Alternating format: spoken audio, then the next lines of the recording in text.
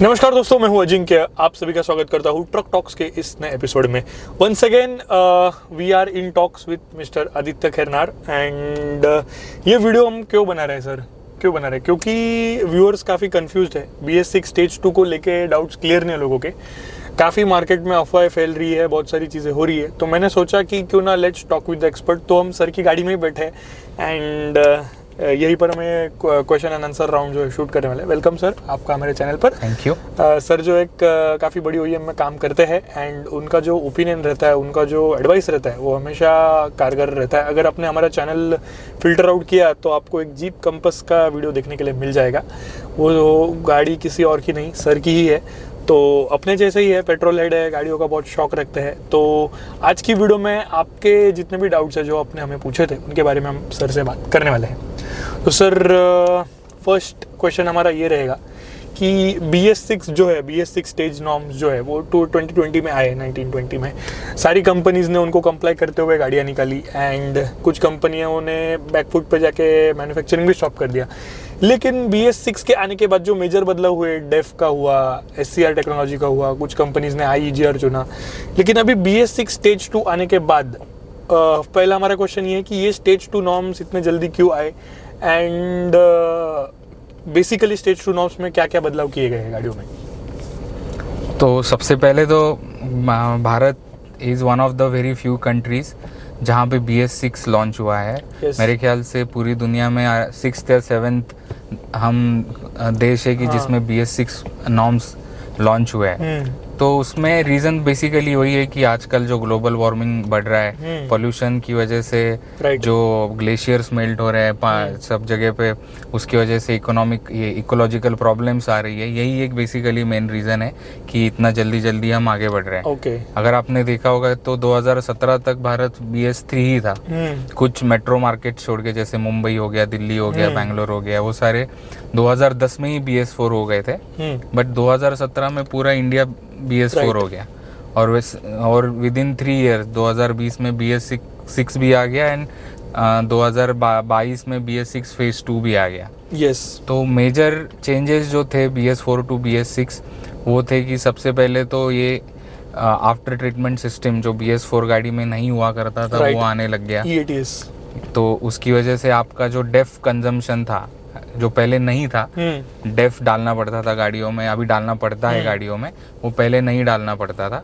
हालांकि टाटा, भारत बेंज और इनमें पहले से ही BS4 गाड़ियों में भी डेफ का कंजम्पशन हुआ करता था क्योंकि उनके इंजन्स जो थे ऑलरेडी पावरफुल थे। ओके। तो सर अभी सेकंड क्वेश्चन हमारा ये रहेगा कि जो अल्टरनेटिव फ्यूल्स है, मतलब मेजॉरिटी स्टेक तो उसमें EVs का है, उसी के साथ साथ कुछ हाइड्रोजन पर का भी चर्चा हो रही थी एंड हाइड्रोजन पर चलने वाले ट्रक्स भी इंडिया में आप देख सकते हैं, ब्लू एनर्जी कमर्शियल व्हीकल्स है which is playing very good in that field. तो उसके बारे में आप क्या कहना चाहेंगे? वो तो फ्यूचर है डेफिनेटली फॉर श्योर, क्योंकि ये डीजल और पेट्रोल खत्म होने वाले फ्यूल्स है। तो जैसे ही वो खत्म हो जाएंगे कि ऑल्टरनेट सोर्स ऑफ फ्यूल हमें जरूर लगेगा। सॉरी टू इंटरप्ट, लेकिन हम जैसे जो गाड़ियों को चाहने वाले लोग हैं, तो क्या आप इस बात को मेरी तरह मानेंगे कि जब तक पेट्रोल की आखिरी बूंद इंडिया में है तब तक हम हमारी इन प्यारी गाड़ियों को चलाते रहेंगे? हाँ जरूर। और वही तो मजा है गाड़ी चलाने का। यस। तो सर वैसे इतना जल्दी कोई खत्म भी नहीं होने वाला। ये तो सब प्रिजर्वेटिव टेक्निक्स यूज कर रहे हैं हम कि ऑल्टरनेट फ्यूल ढूंढेंगे तो तब जाके डीजल और पेट्रोल हम ज्यादा टाइम यूज कर पाएंगे। Coming back to the question, तो EV तो फ्यूचर है, जरूर फ्यूचर है। बट आज की डेट में अगर आप EV देखोगे तो उसका ओनरशिप कॉस्ट जो है वो बहुत ज़्यादा हाई है और उसकी वजह से आपका ऑपरेटिंग इकोनॉमिक्स नहीं बैठ पाता है, क्योंकि सामने से जो आपको इनकम मिलने वाला है वो उस रेशियो में नहीं है जितना रेशियो में EV गाड़ी का कॉस्ट होता है। तो एज ऑन टुडे EV थोड़ा सा पीछे ज़रूर चल रहा है, बट फ्यूचर में जाके ज़रूर जैसे जैसे चार्जिंग स्टेशंस आने लगेंगे, बैटरी की कॉस्ट कम होती जाएगी, तब ज़रूर EV मेजर रोल प्ले करेगा ट्रांसपोर्ट इंडस्ट्री में।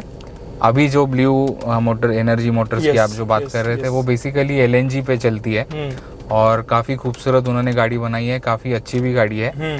हाँ, पर उसमें भी वही प्रॉब्लम है कि गाड़ी का कॉस्ट अराउंड 1 करोड़ जाता है। तो उसमें भी आपका टोटल कॉस्ट ऑफ ऑपरेशन बढ़ जाता है। Sorry total cost of ownership बढ़ जाता है। एलएनजी की अवेलेबिलिटी का भी एलएनजी की issue है। Availability, Right. उनका कहना है कि एलएनजी भी आप हम ही से लो, अरे बाप, तो वो एक चैलेंज है। तो आज की डेट में डीजल कमर्शियल व्हीकल्स में ही कमर्शियल व्हीकल्स में सबसे फिजिबल फ्यूल ऑप्शन है। गोइंग फॉरवर्ड ज़रूर एलएनजी भी आएगा, हाइड्रोजन भी आएगा, इलेक्ट्रिक व्हीकल्स भी आएंगे। फ्यूल सेल भी Tata already electric tipper launch करने वाला है कुछ ही right. दिनों में। टाटा के पास हाइड्रोजन सेल हाँ, पे भी गाड़ी ऑलमोस्ट रेडी है। बाकी सारे कई मैन्युफैक्चरर्स भी है जो ये इन पे काम कर रहे हैं, उनका मेजोरिटी काम हो चुका है।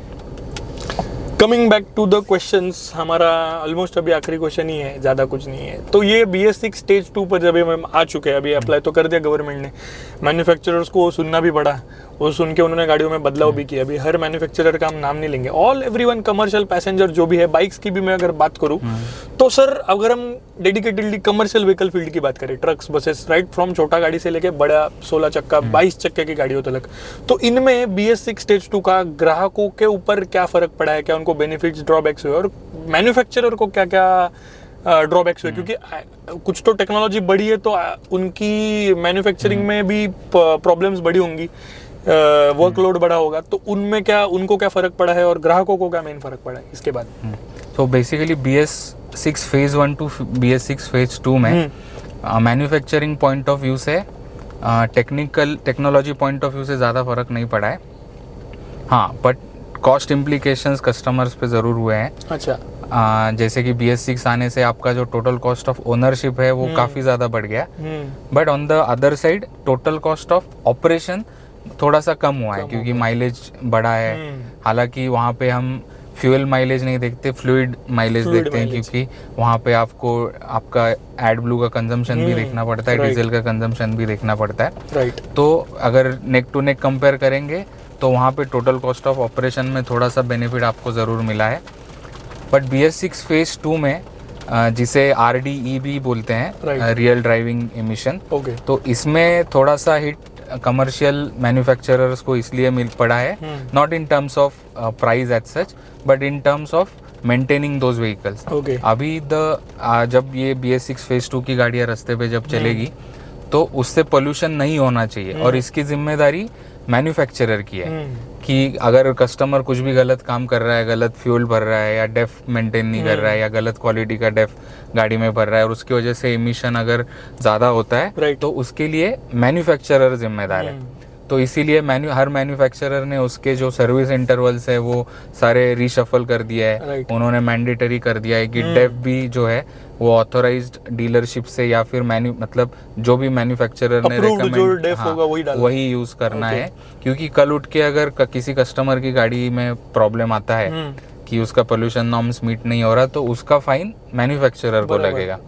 और ARAI जो अपनी सर्टिफाइंग अथॉरिटी है, they have the authority to check any vehicle on the road कभी भी at any point in time. अगर वो पोल्यूशन नॉर्म्स नहीं मीट कर रही है तो जगह पे मैन्युफैक्चरर को फाइन होगा। तो ये सबसे बड़ा हेडेक होगा मैन्युफैक्चरर्स के लिए, और उतना ही ज्यादा रिस्पॉन्सिबिलिटी भी है अभी उन पे जो BS6 फेज 1 तक नहीं थी मैन्युफैक्चरर पे। उनका सिर्फ काम था कि प्लांट में BS6 गाड़ी हमने मैन्युफैक्चर कर दी, कस्टमर गाड़ी चला रहा है, उसके बाद उनका लुकआउट नहीं था, पर अभी पूरा लुकआउट इज ऑफ मैन्युफैक्चरर। मैं हंसी इसलिए रहा था क्योंकि अभी जैसे कि आपने कहा कि ARAI has the authority to check the vehicle, यानी कि एक कस्टमर के वजह से पूरी कंपनी अब सफर कर सकती है। अच्छा खासा फाइन कंपनी को भरना पड़ेगा। वहाँ पे सेट उन्होंने ये गाइडलाइंस रखी है कि भाई कितने टाइम बाद वो गाड़ी चेक होगी। ऐसे नहीं कि आपने आज गाड़ी खरीदी और कल जाके कोई भी रास्ते पे आप पे गाड़ी मतलब इन शॉर्ट डीजल व्हीकल्स जो है वो ज्यादा अफेक्ट हुई है।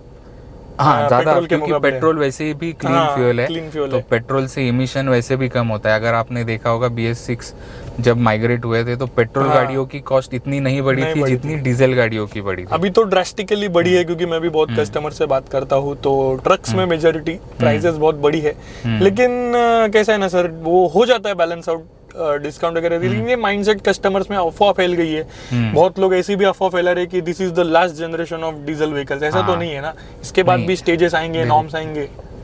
कैसा है कि गवर्नमेंट भी प्रपोज कर रही है कि 2027 में डीजल व्हीकल्स बैन होने चाहिए। गवर्नमेंट प्रपोज नहीं कर रही है, गवर्नमेंट को प्रपोजल दिया गया है।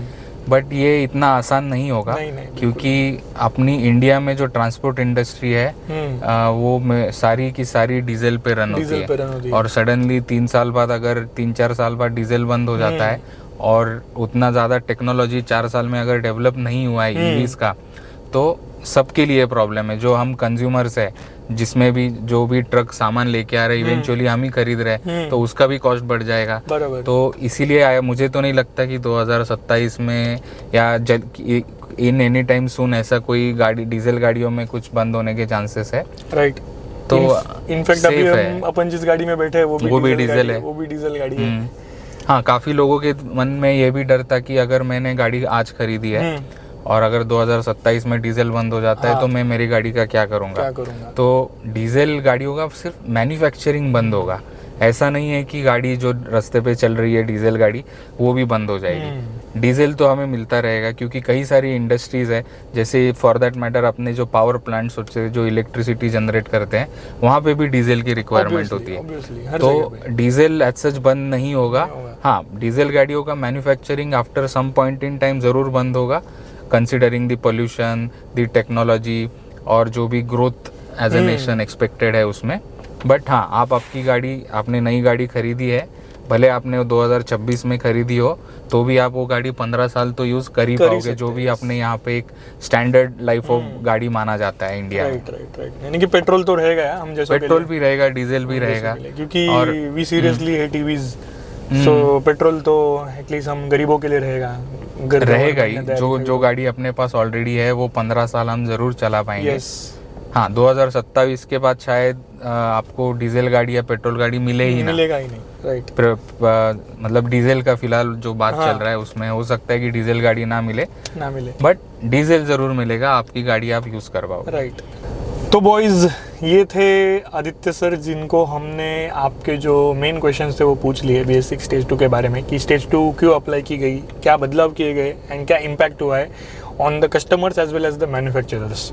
तो वीडियो कैसी लगी हमें नीचे कमेंट सेक्शन में ज़रूर बताना, और ऐसे ही कार के अंदर पॉडकास्ट वाले वीडियोस अगर आपको देखने हैं अलग अलग टॉपिक्स पे, नॉट ओनली दिस, सर के पास बहुत नॉलेज है, भंडार है पूरा, तो हमें आप नीचे कमेंट सेक्शन में ज़रूर बता दीजिएगा, आप टॉपिक बता दीजिएगा, हम वीडियो आप लोगों के लिए बनाने का प्रयास ज़रूर करेंगे। तो ये वीडियो कैसी लगी हमें नीचे कमेंट सेक्शन में ज़रूर बताना। मिलते हैं अगली वीडियो में, तब तक के लिए देखते रहिए Truck Talks. Bye bye, take care, जय हिंद।